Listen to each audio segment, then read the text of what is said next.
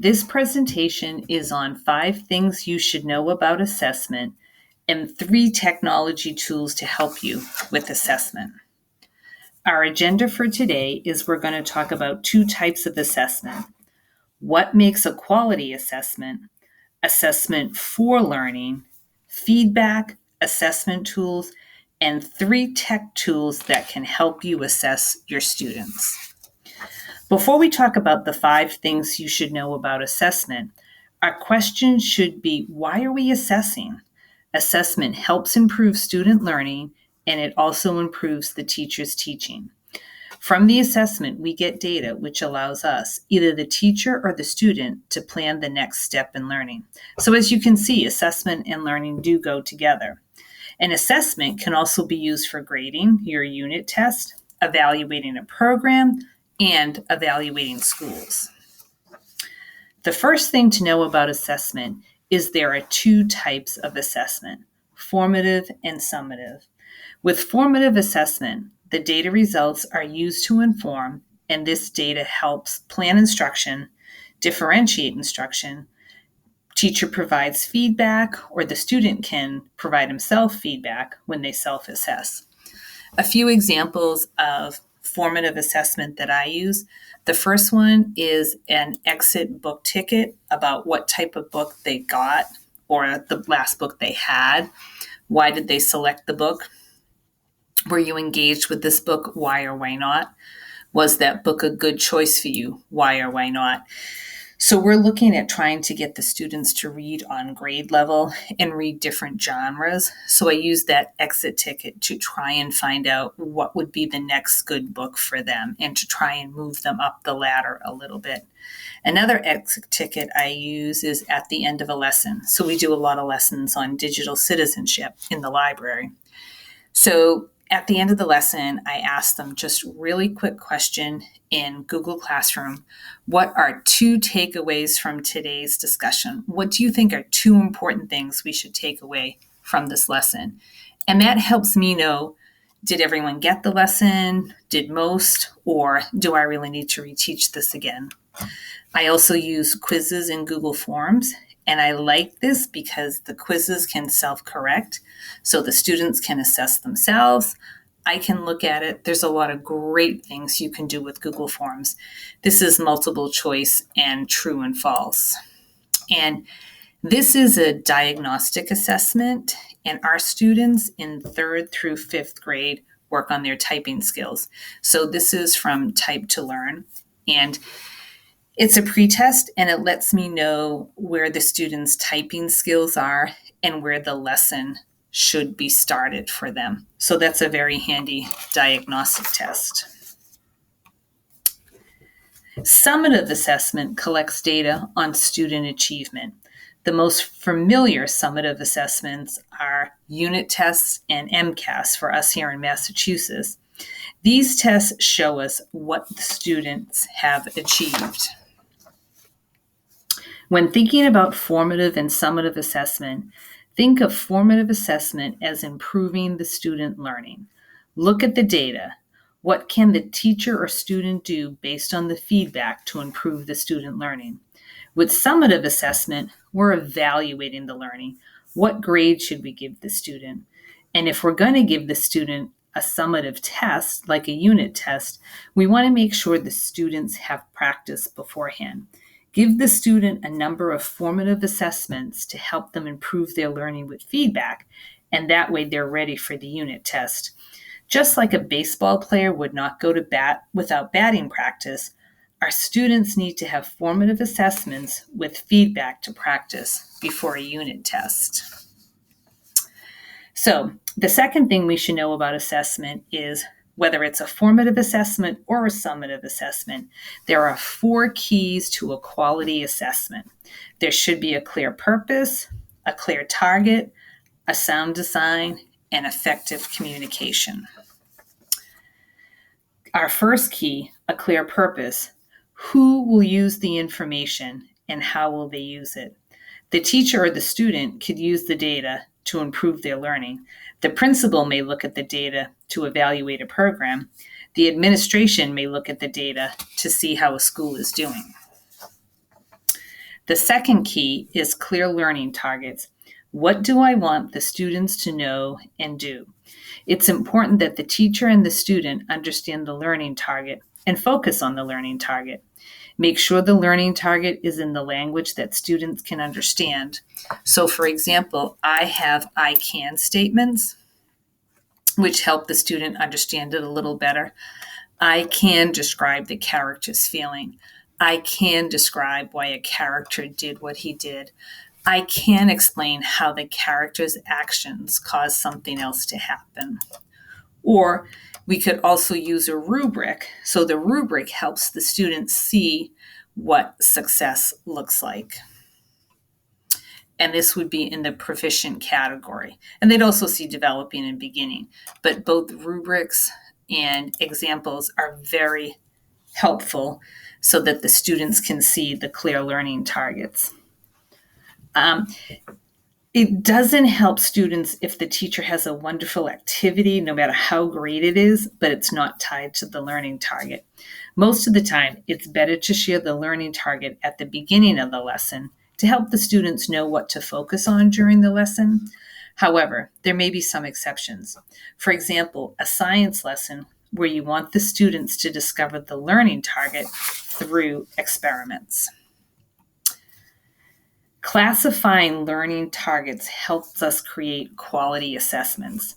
Learning targets can be classified into 5 categories. So the first category is knowledge, which is factual content. Reasoning is the thought process. How do they solve a problem? Their scientific inquiry.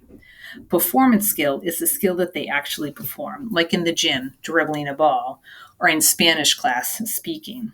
The product could be a research paper, an art product they make, and disposition is the attitudes. I can do math, and their motivation.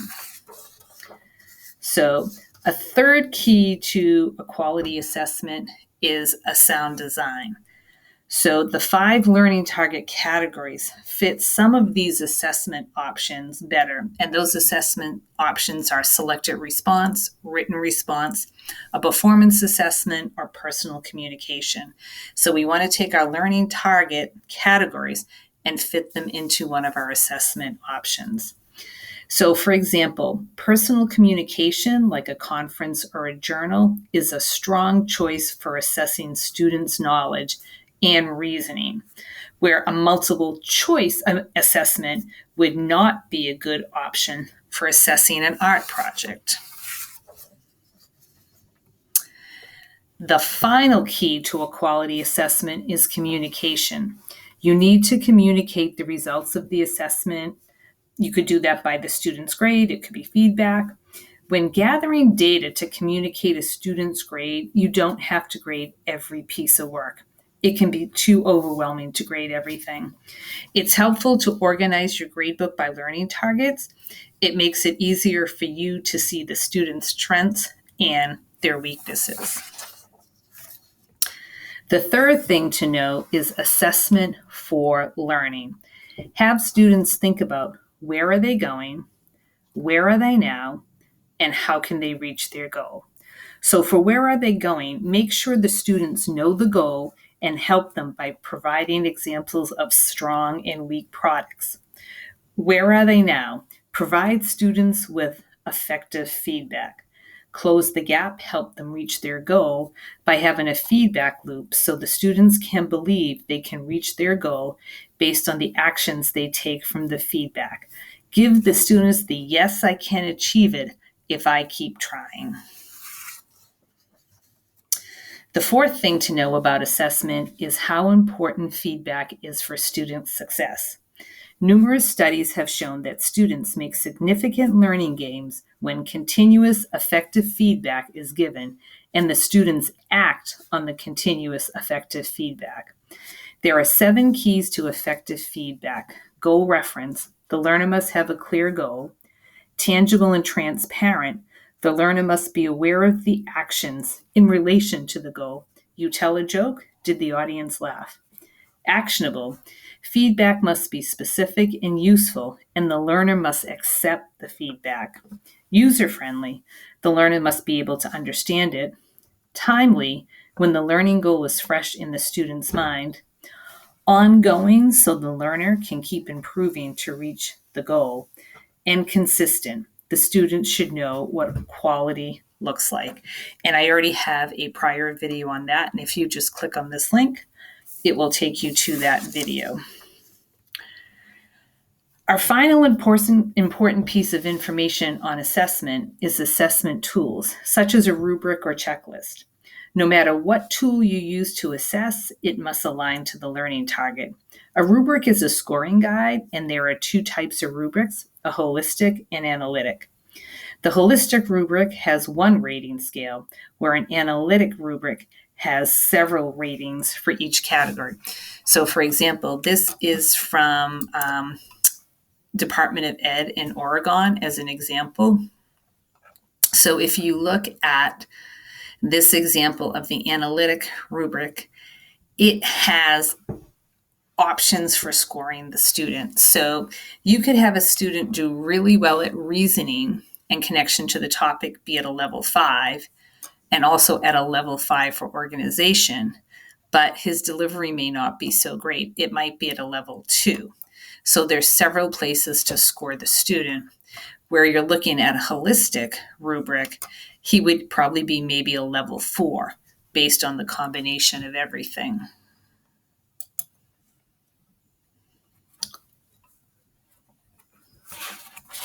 And now, checklist is another assessment tool, and generally checklists show the highest level of performance, or it shows if something has been done or not. So in this example, a sentence checklist to make sure that students have what they need for a sentence, they either have the capital letter or they don't. If they have it, you would check it off. And to make sure their sentence ends with a period, question mark, or exclamation point, they either have it or they don't. So we would end up checking that off. So they're pretty helpful too. And I find it probably more helpful for me in the library. So finally, we are going on to our tech tools. These are 3 tech tools that you might want to try if you don't already use them when you're assessing your students. Our first tech tool is Pear Deck.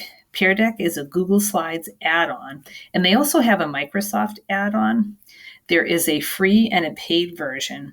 I use it as a Google Slides add-on, and it's very handy. And it's just right here. You click on add-on, and it goes right in.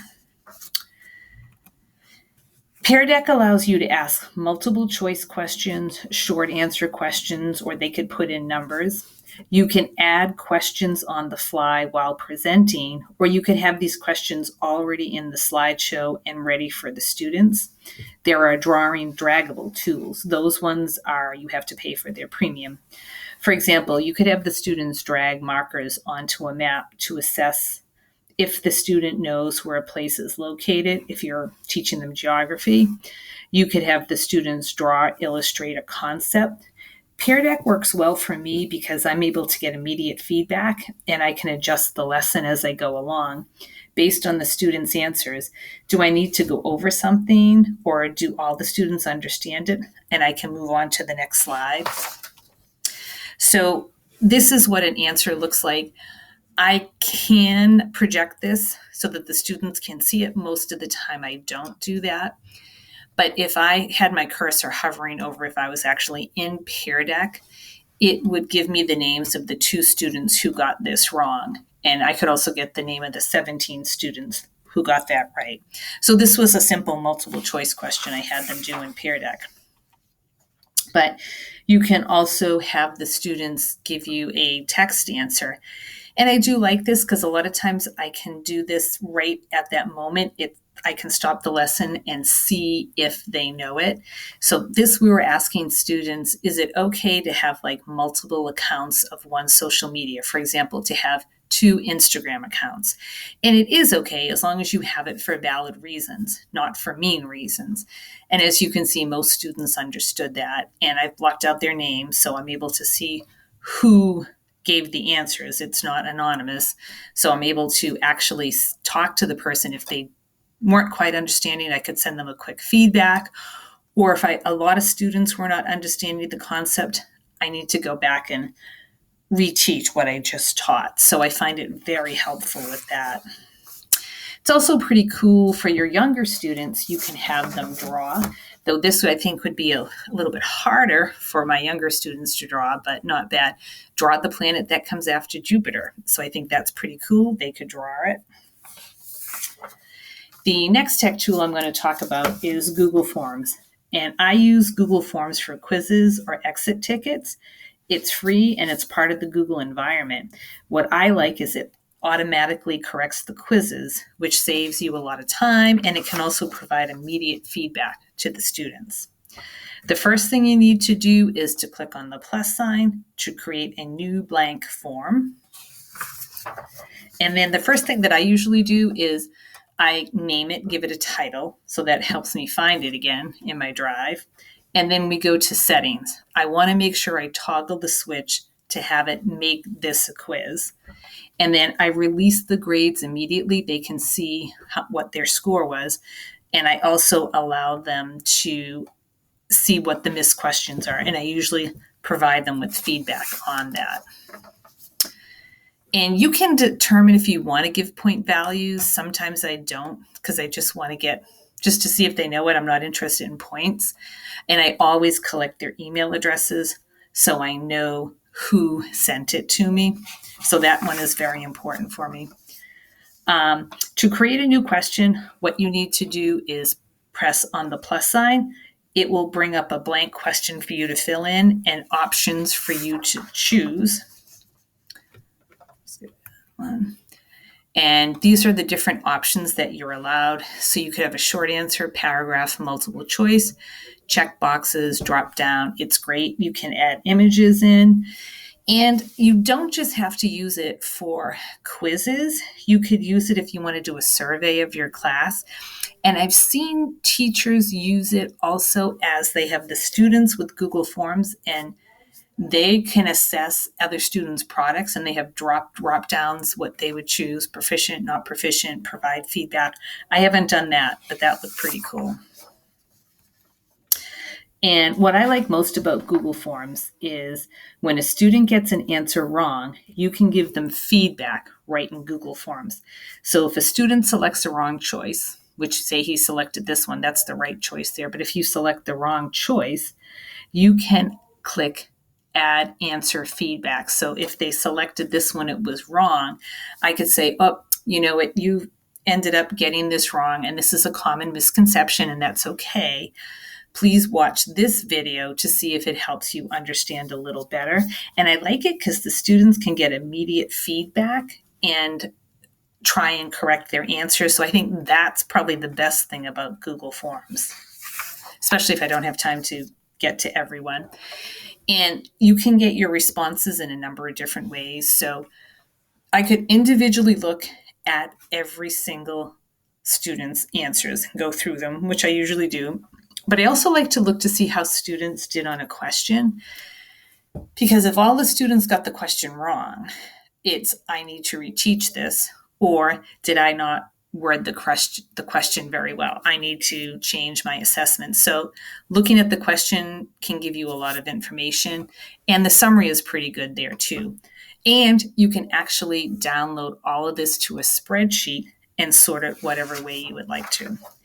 And the last tech tool that I'd like to talk about is Show Me, which is an interactive whiteboard on the iPad. And it's been around for a long time. And there are other interactive whiteboards. In fact, Educreations is one.